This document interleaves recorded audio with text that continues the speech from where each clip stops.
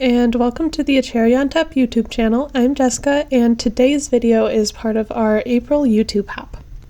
This month's hop we are focused on blooms and florals, so I will be die cutting out some florals for this layout. I am creating a couple of backgrounds using watercolor paper and then color sparks. If you have not used color sparks or powdered pigments in the past, I really highly recommend it. They're very, very cool and fun to play with. As you saw, I just lightly sprinkled on some of the powder onto my page. It looks like it's hardly anything until you mist it. So I sprinkled it all over my page using a couple different colors and then lightly misting it. Here I actually probably added a bit too much water. It's better to start with less and then add more if you need, but I added a lot so I could really get my colors starting to flow, which they really did. These can be layered and you can go back and forth and continue to work with them. And then I am drying them with a heat gun between layers as well. So I am creating two backgrounds with these watercolors. The one with all the blues, and then this one which is mostly yellows with a little bit of orange and a touch of purple. You can also use these like regular watercolor where you would add a little bit to a palette and then add some water in it, but I really like the magic of sprinkling it on the page and just seeing what happens. You don't have a ton of control over it, at least not in my experience, but I think that just adds to the amazingness of this. So this yellow page, I added a lot less water, so you can see just the different types of looks that you can get. And then these are the dies I will be cutting these out. When using more intricate dies like this, I like to use the brush and pick accessory kit from Sizzix, and that just helps loosen it from the die, and so I can take it out a bit easier.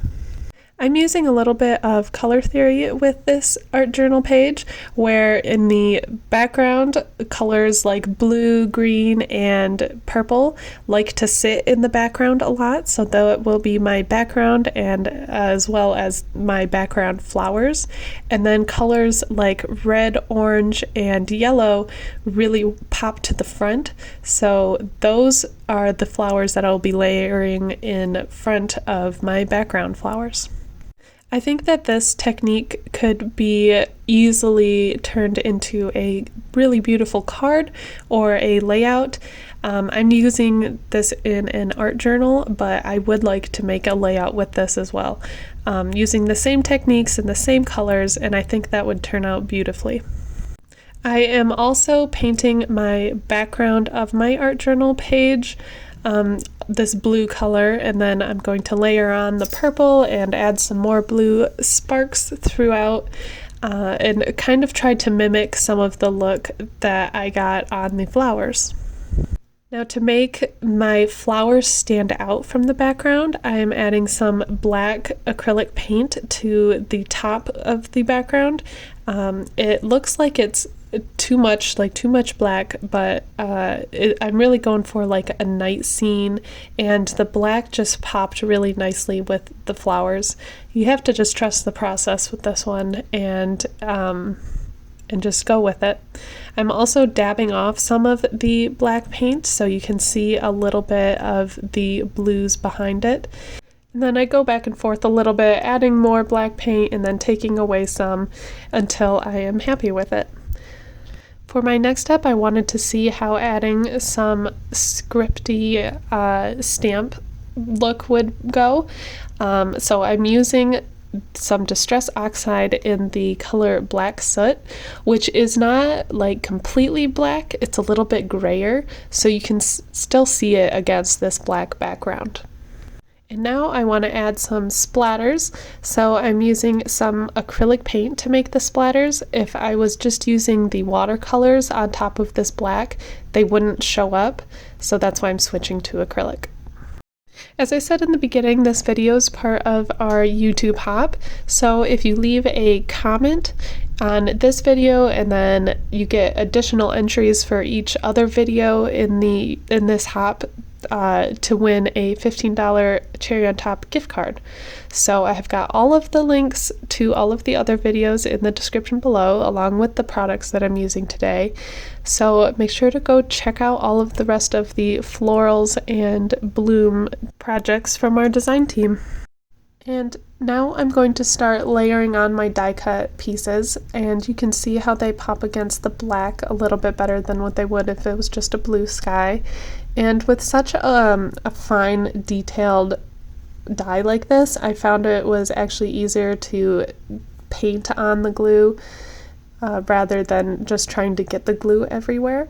I know there's also like sticker paper you can add to the back of your dies to make that one step easier.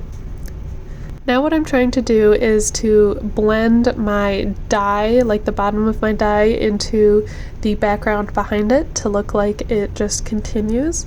I actually found though that having that straight line at the bottom was just really hard to cover up, and I actually will end up tearing it. So I had already adhered these pieces down, but I was still able to pull them up and tear it along the bottom. So if you were to do this, I would say tear it before you glue it down, because the torn edge is just much easier to blend. It's not super straight, because as you can see, even after I tried blending them together, you still saw that line.